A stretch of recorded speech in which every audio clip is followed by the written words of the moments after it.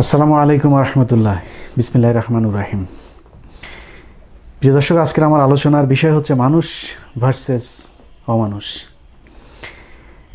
ব্যতিক্রম ধর্মী এই শিরোনামের কারণ হচ্ছে আমার আজকের এই আলোচনাটাও কিছুটা ব্যতিক্রম ধর্মী হবে, কারণ সচরাচর আমার যে অনুষ্ঠানগুলো আপনারা দেখেন সেখানে আলটিমেটলি কোনো না কোনো একটা পক্ষের বিরুদ্ধেই বলা হয়। আমি মনে করি ভালো মানুষদেরকে নিয়ে আলোচনা করারও যথেষ্ট গুরুত্ব রাখে, কারণ হচ্ছে এই ভালো মানুষগুলোকে আমরা আলোচনায় আনি না, তাদেরকে নিয়ে আলোচনা করি না, তাদেরকে মনে করি না। এই কারণেই হয়তো এই দেশটাতে ভালো মানুষের উদ্ভব, ভালো মানুষের জন্মটার সংখ্যা এখন ধীরে ধীরে কমে যাচ্ছে। ধরুন, আজকে যে বাংলাদেশে আমরা বসবাস করছি, এই প্রজন্মের কাছে, মানে আমাদের প্রজন্মের কাছেই যদি জিজ্ঞেস করা হয় যে শেরে বাংলা একে ফজলুল হকের জন্মদিন কবে, মৃত্যুদিন কবে, তার অবদান কী ছিল এই বাংলাদেশের জন্য, মাওলানা আব্দুল হামিদ খান ভাসানী, স্যার সৈয়দ আহমেদ, সোহরাওয়ার্দী, এইসব মানুষগুলোর যে অবদান, যাদের উপরে দাঁড়িয়ে আছে আজকের এই বাংলাদেশ, তাদেরকে আমরা ভুলে গিয়েছি। আজকে যদি আপনাদেরকে বলা হয় যে জেনারেল ওসমানীকে, অনেক হয়তো চেনেই না। শুধুমাত্র এক কেন্দ্রিক বিশেষ কিছু মানুষকে আজকে তেলবাজি করে পুরো দেশটা চলছে। সে কারণে মনে করলাম কিছু মানুষকে আমার মনে হয় মানুষের সামনে তুলে ধরা উচিত। তার মধ্যে সবার প্রথমে আমি যার কথা বলতে চাই, বাংলাদেশের বর্তমান শ্বাসরুদ্ধকর পরিস্থিতির মধ্যে যিনি মানুষকে কিছুটা নিভু নিভু করে হলেও আশার আলো দেখাচ্ছেন, তার নাম হচ্ছে জনাব মাহমুদুর রহমান মান্না। আমি মোহাম্মদ ইলিয়াস হোসাইন, অত্যন্ত সাধারণ নগণ্য একজন ছোট মানুষ। অনেকে আমাকে সাংবাদিক বলেন, যদিও সেই পরিচয় দিতে আমি স্বাচ্ছন্দ্য বোধ করি না, কারণ যেই দেশে ইকবাল সোবহান সাংবাদিক, যেই দেশে শাবান মাহমুদ সাংবাদিক নেতা, যেই দেশে মুন্নি শাহাদের মতো সাংবাদিকরা এই গণমাধ্যমকে নিয়ন্ত্রণ করে, সেই দেশে সাংবাদিক পরিচয় দিতে আমি চাই না। আমি একজন প্রবাসী, সর্বোচ্চ একজন ইউটিউবার বলতে পারেন, দ্যাটস এনাফ। এর চেয়ে বেশি কিছু আমার দরকার নাই। তো আমার মতো একজন সাধারণ নগণ্য ইউটিউবারকে থামানোর জন্য আমার ইউটিউব চ্যানেলে ভিডিও দেওয়া বন্ধ করা, প্রোগ্রাম না করা, ফেসবুকে লাইভে না আসা, এসবের জন্য জোর জুলুম করে যা যা করা হয়েছে, যত ধরনের প্রলোভন আমাকে দেখানো হয়েছে, তো আমি শুধু অনুমান করতে পারি যে মাহমুদুর রহমান মান্না স্যারের মতো যারা এখন বাংলাদেশে বসে কথা বলছেন, সেই মানুষগুলোর উপর দিয়ে আসলে কি যাচ্ছে। আজকে ঢাকা বিশ্ববিদ্যালয়, যাকে একসময় প্রাচ্যের অক্সফোর্ড বলা হতো, সেই অক্সফোর্ড আজকে 1000 বিশ্ববিদ্যালয়ের মধ্যে তাদের নাম নাই। পৃথিবীর সর্বোচ্চ সেরা 1000 বিশ্ববিদ্যালয়ের মধ্যে ঢাকার নাম নাই, যে ঢাকা একসময় পৃথিবীর 20টা বিশ্ববিদ্যালয়ের মধ্যে একটা ছিল। কেন হয় নাই? এর কারণ হচ্ছে এখানে এখন পড়াশোনা হয় না, এখানে এখন তেলবাজি হয়, আর হচ্ছে দলীয় রাজনীতির প্র্যাকটিস হয়। এক একজন প্রক্টর, ঢাকা বিশ্ববিদ্যালয়ের ভিসি, এদের বিভিন্ন সময় আপনারা দেখেছেন, ডাকসু নির্বাচন থেকে শুরু করে নানান সময়ে তাদের যে ভূমিকা, সেটা কি একজন শিক্ষক নাকি ছাত্রলীগের ক্যাডার, বোঝার কোনো উপায় নাই। সেই ঢাকা বিশ্ববিদ্যালয়ে বসে যেমন একদল মানুষ এইভাবে একটা বিশেষ দলের চামচামো করছে, তেলবাজি করছে, ছোট লোকে করছে, এখানে বসেও যারা এখন পর্যন্ত আসিফ নজরুল স্যারের মতো সত্য কথা বলছেন, আপনাদেরকে স্যালুট। 3 নম্বরে যার কথা বলতে চাই, তিনি হচ্ছেন ডাক্তার জাফরুল্লাহ স্যার। এমন একজন মানুষ, কিছুদিন আগে পত্রিকাতে নিউজ দেখলাম, 35 বছর হলো একটা শার্ট পরছেন, তিনি একটা শার্টই পরছেন। অথচ এই মানুষটার অতীত ইতিহাস সম্পর্কে কেউ জানে? এই মানুষটা যদি চাইতো তাহলে ইউরোপের দেশে তিনি আজকে বিরাট বিলাসবহুল জীবনযাপন করতে পারতেন। অথচ এই ধুলা কাদার মধ্যে এসে নিজের জীবনটাকে একটা ঝুঁকির মধ্যে ফেলে দিয়েছেন, সত্য কথা বলে যাচ্ছেন এখন পর্যন্ত। তারপরে যার কথা বলতে চাই, তিনি আমার অত্যন্ত সম্মানিত, যাকে আমি আমার পিতার মতো মনে করি, একজন বিচারক মোতাহার হোসেন। এই ব্যক্তি আজ দেশে নাই, থাকতে পারে নাই। অন্য একটি দেশে গিয়ে তাকে নাগরিকত্ব নিতে হয়েছে। অথচ বাংলাদেশে যদি 5 জন দেশপ্রেমিককে এক জায়গায় করা হয়, তার মধ্যে তিনি একজন হবেন, আমার বিশ্বাস। দেশে নাই। তার অপরাধ সরকারের সাজানো একটি মামলাতে তিনি সরকারের ইচ্ছে মতো রায় দেন নাই। নিজের ব্যক্তি জীবনে এখন অনেক ধরনের সমস্যা তিনি সহ্য করছেন। তারপরে যার কথা বলতে চাই, ঢাকা বিশ্ববিদ্যালয়ের ডাকসুর সাবেক ভিপি নুরুল হক নূর। যেই বাংলাদেশে বসে তিনি এখন কথা বলছেন, আজকের কথা বাদ দেন, কেউ যদি মনে করেন যে ভিপি নূর হচ্ছে ডিজিএফআই এজেন্ট, কোনো সমস্যা নাই বলেন, রয়ের এজেন্ট, সমস্যা নাই বলেন, আওয়ামী লীগের বি গ্রুপের একটা টিম হয়ে কাজ করছে বলেন, সমস্যা নাই। যদি সেটা হয়েও থাকে, সেই দোষ ভিপি নূরের না, সেই দোষ বাংলাদেশের মানুষের। কারণ এই ভিপি নূর যখন মার খেয়েছে, তার আশপাশে যতগুলো মানুষ দাঁড়িয়ে দাঁড়িয়ে মোবাইলে ছবি তুলেছেন, এই মানুষগুলো গিয়েও যদি নাকি হই করে মারামারি শুরু করত, ছাত্রলীগ পালানোর সুযোগ পেত না। আজকে যে মুক্তিযুদ্ধ মঞ্চ, সব কিছু ভিডিওতে রেকর্ড থাকছে, কে কে কোন মারামারিতে থাকছে, এগুলো কিন্তু আগের মতো না যে কারোর ছবি দেখা যাবে না, সব দেখা যাচ্ছে। খুব সাবধান। কখন দেশের পরিস্থিতি কোন দিকে যায় কেউ বলতে পারবে না। আপনারা করছেন, করেন, কোনো সমস্যা নাই, কিন্তু প্রতিটা মুহূর্ত যে খুব ক্রুশিয়াল যাচ্ছে এটা কিন্তু আপনারা জানেন। শেখ হাসিনা আজকে দিনে থাকে গণভবনে, রাতে গিয়ে থাকে যমুনায়। তো ভিপি নূর যখন মার খেয়েছে তখন তার পাশে কেউ যায় নাই। একদিকে আপনি তাকে শেল্টার দিবেন না, অন্যদিকে ডিজিএফআই গোয়েন্দা সংস্থা এসে তাকে প্রলোভন দেখাবে, ভিপি নূর আমার সাথে আসো, এইভাবে কাজ করো, এইভাবে। যেতেই পারে, সে তো মানুষ, তার মধ্যে লোভ আছে, সবচেয়ে বড় কথা হচ্ছে তার মধ্যে ভয় আছে।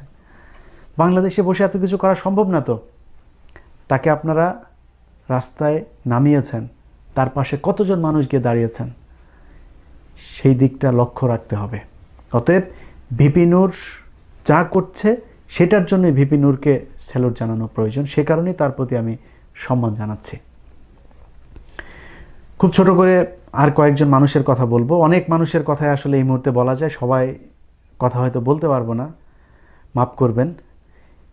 নির্বাচন কমিশনার একজন মাহবুব তালুকদার, এই ব্যক্তি বর্তমান বাংলাদেশে বসে নির্বাচন কমিশনার হিসাবে যারা আওয়ামী লীগের একজন নেতাকর্মীর মতো আচরণ করছে, সেই জায়গাটাতে বসে তিনি এখনো পর্যন্ত সেই 18 নির্বাচন থেকে দেখছি সত্য কথা, ন্যায় কথা বলছেন। সম্মান জানাতেই হবে। বাংলাদেশে এই মুহূর্তে ইসলামকে ধ্বংস করার জন্য যে শক্তি কাজ করছে, সেই শক্তি এখন বর্তমানে ক্ষমতায় আছে।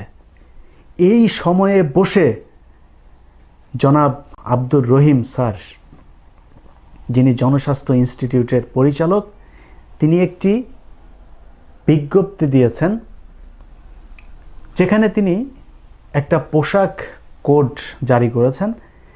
তিনার অফিসে যারা মুসলমান আছে, অন্য ধর্মের মানুষ না, মুসলমান নারীদের জন্য এবং পুরুষের জন্য ইসলামী নিয়ম অনুযায়ী তিনি পোশাক পরিচ্ছদ পরার জন্য আদেশ দিয়েছেন। তাকে চাকরিচ্যুত হতে হয়েছে।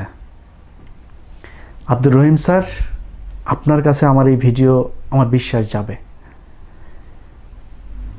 তার পরিচিত কেউ যদি ভিডিওটা দেখে থাকেন, তিনাকে জানাবেন। আপনার জন্য পুরস্কার অবশ্যই আছে। এই চাকরি করে মৃত্যুর পরে আসলে কোনো কিছুই আপনি দিতে পারবেন না আল্লাহর কাছে, এটা জবাব না। আপনার যে প্রশ্নের জবাব আপনাকে হাশরের ময়দানে দিতে হবে, এখানে এই চাকরির মধ্যে কিছুই নাই। এই চাকরিটা হারিয়েছেন যেই কারণে, এটাই আপনার জীবনের সবচাইতে বড় অর্জন। আমাদের আসম আব্দুর রব, সম্ভবত তিনি গৃহবন্দী হয়ে আছেন, তাকে গোয়েন্দা নজরদারিতে রাখা হয়েছে। আমি যতটুকু আমার কাছে তথ্য আছে, সেই তথ্য অনুযায়ী বয়স হয়েছে, যে কারণে হয়তো তিনি অনেক ঝুঁকি নিতে পারেন না শারীরিক পরিস্থিতির কারণে। কিন্তু এই মানুষটা কিন্তু কখনোই সেই মুক্তিযুদ্ধ থেকে শুরু করে আজ পর্যন্ত পাকিস্তানের চোখ রাঙানিতেও তিনি কাঁপেন নাই শেখ মুজিবের চোখ রাঙানিতেও তিনি কাঁপেন নাই, বিএনপির চোখ রাঙানিতেও তিনি কাঁপেন নাই, আজকের শেখ হাসিনার বা ভারতের রয়ের চোখ রাঙানিতেও তিনি কাঁপেন নাই। তিনি সব সময় সত্য কথা বলেছেন। আমার গত একটা অনুষ্ঠান আছে যেটা শিরোনাম হচ্ছে শেখ হাসিনার আশপাশেই সেই খুনিরা, সেই অনুষ্ঠানে আমি তার কিছু বক্তব্য দিয়েছি। তিনি 71 থেকে 75 যখন প্রতিটা মানুষ ভয়ে হোক আর নিজের স্বার্থের কারণেই হোক শেখ মুজিবের তেলবাজি করেছে, সেই সময়েও জ্বালাময়ী বক্তব্য দিয়েছেন এই আসম আব্দুর রব বাংলাদেশে গণতন্ত্রকে প্রতিষ্ঠিত করবার জন্য। সেই আসম আব্দুর রব আজ পর্যন্ত যুদ্ধ করে যাচ্ছেন। শ্রদ্ধা আপনার জন্য। হযরত জুনায়েদ বাবুনগরী, আমার দেখা বাংলাদেশের সবচাইতে ধর্মভীরু সৎ মানুষ আমি মনে করি, প্রমাণিত। অনেককেই হয়তো সৎ মনে করি, আমি জানি না তার ভেতরে কি আছে, কিন্তু পরীক্ষায় উত্তীর্ণ একটা ব্যাপার আছে না, সেই পরীক্ষায় উত্তীর্ণ হয়েছেন এই মানুষটা। হেফাজতের ঘটনা আমি খুব কাছ থেকে দেখেছি, কি কি হচ্ছিল, কি ঘটছে, এগুলো সব কাছে থেকে দেখা। সেই সময়েও এই আল্লামা জুনায়েদ বাবুনগরী কোনো বাতিলের সাথে মাথা নত করেন নাই, কোনো প্রলোভন তাকে নত করতে পারে নাই। তিনি অর্থ সম্পদ এর চাইতে তিনার যে ন্যায় নীতি সেটাকে উপরে রেখেছেন। ঠিক একই সময়ে আল্লাহ বেহেশত নসিব করুক জনাব আল্লামা শফি, তিনি তিনার জ্ঞাতসারে হোক আর তার অজ্ঞাতেই হোক, তিনার যে পুত্র আনাস মাদানী, এই কুলাঙ্গার আলেম নামের একজন জালেম, এই বদমাইশের কারণে যতজন হেফাজতের কর্মী সেদিন খুন হয়েছে তাদের বিচার হয় নাই। বাংলাদেশে হেফাজতের যে 13 দফা দাবি পেশ করা হয়েছিল, সেই দাবির সাথে আমার মনে হয় বাংলাদেশের প্রতিটা মানুষ একাত্মতা ঘোষণা করেছিল, কিন্তু সেটা বাস্তবায়ন সম্ভব হয় নাই। শুধুমাত্র এই আনাস মাদানী সহ তাদের কিছু অনুসারী আছে যারা সরকারের কাছ থেকে সুবিধা নিয়ে হেফাজতের রক্তের সাথে বেইমানি করেছিল। যাই হোক, আজকে বলেছি যে সমালোচনা করার চাইতে যাদের প্রশংসা করা প্রয়োজন তাদের কথা বলবো, যে কারণে আনাস মাদানীর কথা আর বললাম না। কিন্তু কওমি অঙ্গনে যারা আছেন তারা একটু সাবধান থাকবেন। এরপরে যার কথা বলতে চাই তিনি হচ্ছেন বদরুদ্দোজা চৌধুরী, মাহিবী চৌধুরী। এরা হচ্ছে বাংলাদেশের নব্য মির্জাফর। আরও কয়েকজন মানুষের কথা বলবো, বলেই শেষ করব। এনাম আহমেদ চৌধুরী, শমশের মবিন চৌধুরী, তাদের মতো কিছু কুলাঙ্গার আছে যারা বিএনপির সময় লুটপাটে ভাগিদার ছিল, আবার যখন বিএনপি ক্ষমতায় নাই, দেশের যখন ক্রান্তিকাল, তখন তারা নিজেদের সম্পদ আর নিজেদের জীবন বাঁচানোর জন্য শুধুমাত্র চুপই থাকে নাই, তারা এই বদমাইশ ভারতীয় রাজাকারদের সাথে হাত মিলিয়েছে। আচ্ছা, বাংলাদেশের মানুষ কি এত বোকা মনে হয় আপনাদের? আপনি সারা বছর সারাটা জীবন কাটালেন জিয়াউর রহমানের আদর্শ বুকে লালন করে, আর এখন এসে সরাসরি শেখ মুজিবের আদর্শ লালন করছেন। রাস্তা তো দুই দিকে, গেলেন কিভাবে? মানুষ কিচ্ছু বুঝে না, না করতেন কোনো কিছু। বিএনপির অনেক মানুষ আছে না, বিএনপির এই যে রুহুল কবির রিজভী থেকে শুরু করে ফখরুল ইসলাম, যত নেতা আছে, অনেক নেতা আছে না, জীবনের ঝুঁকি নিয়ে বাংলাদেশে বসবাস করছে, কথা বলতে পারছে না, অর্থ সম্পদ সব কিছু হারিয়েছে, চুপ আছে, যথেষ্ট। বাংলাদেশে বসে এখন কথা বলতে পারাটা এটা কত ঝুঁকিপূর্ণ সেটা আমরা জানি, চুপ থাকতে পারতেন অন্তত। এই বাংলাদেশে মানুষের বিরুদ্ধে যারা অবস্থান নিয়েছে তাদের পক্ষে আপনারা কাজ করছেন। এই মানুষগুলোকে চেনাতে হবে আপনাদেরকে। বাঙালি জাতি আবেগী জাতি, আমরা খুব বেশি দিন কারোর অপকর্ম মনে রাখি না। ধরুন আজকে আওয়ামী লীগ ক্ষমতায়, 10 বছর পরে এই আওয়ামী লীগের কথা কেউ মনে রাখবে না। 71 থেকে 75-এর কথা কেউ মনে রাখে নাই। ইতিহাস কিন্তু আছে, সেই ইতিহাস কেউ পড়ে না। এই সরকার আসার পরে 71 থেকে 75 কিংবা মুক্তিযুদ্ধ সব ইতিহাসকে বিকৃত করে মানুষের সামনে উপস্থাপন করছে। কেউ আজকে সোহরাওয়ার্দীকে চেনে না, কেউ মাওলানা আব্দুল হামিদ খান ভাসানীকে চেনে না, শেরে বাংলাকে ফজলুল হককে কেউ চেনে না। সবাই চেনে শুধুমাত্র শেখ মুজিব ছিল বাংলাদেশের একেবারে সব কিছু।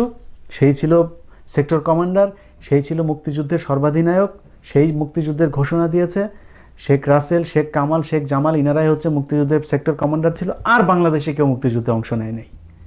তো চাপাবাজি করে আসলে বাংলাদেশে আপনি আবার ফের মিথ্যা রাজা সাজবেন, এটা আমি হতে দেবো না। এই কারণে আমি আপনাদেরকে মানুষগুলোকে চিনিয়ে রাখতে চাই। আজকে ব্যারিস্টার সুমন নিজেকে বিরাট সুশীল দাবি করে, আসেন না কথা বলেন না যে ভারতে এই যে সীমান্তে 2 জন র্যাবকে ধরে নিয়ে গেল সেটা নিয়ে। আসেন না একটু কথা বলি, বিচার ব্যবস্থা যে অবস্থা এটা নিয়ে একটু কথা বলেন। আপনি তো ব্যারিস্টার, আপনি ওইখানে যাচ্ছেন কথা বলছেন, আপনার বিচারালয়ের অবস্থাটা নিয়ে একটু কথা বলেন দেখি কীরকম পারেন। সেটা নিয়ে কথা বলবেন না। আপনাকে প্রসিকিউটর বানানো হয়েছে আন্তর্জাতিক অপরাধ ট্রাইব্যুনালের, সেই অপরাধ ট্রাইব্যুনালটা কি স্বচ্ছ ছিল সেটা নিয়ে কথা বলতে পারবেন? আপনি আমেরিকাতে এসে বেসমেন্টের মধ্যে যায় তারপরে মিটিং করলেন যে আওয়ামী লীগ, আপনি একজন বড় আওয়ামী লীগার, আগে এত আওয়ামী লীগ করতেন না যতটা আওয়ামী লীগ করছেন এই প্রসিকিউটর হবার পরে। কোট আনকোট আপনার বক্তব্যটা বললাম। আপনি একজন প্রসিকিউটর, একজন ব্যারিস্টার হয়ে আপনি এই কথা বলতে পারেন যে আওয়ামী লীগ আগে এত করতাম না, এখন যা করি? আপনার এক কথার জন্য আপনার বিচার হবে। সেটা কি জানেন? যে আপনি ব্যবস্থা করেছেন মীর কাসেম আলীর ফাঁসির জন্য। আপনি ব্যবস্থা করেছেন মীর কাসেম আলীর ফাঁসির জন্য। এই বক্তব্য তো আছে ইউটিউবে, আমি জমা করে রেখেছি, আমার ইউটিউবে চালিয়েছি, আপনারা নিশ্চয়ই দেখেছেন। এগুলোর বিচার হবে একদিন। অতএব নায়ক আর খলনায়ক এই দুইটার মধ্যে পার্থক্য বাঙালি জাতিকে বুঝিয়ে দেওয়ার জন্যই আমি কাজ করছি। আল্লাহ হাফেজ।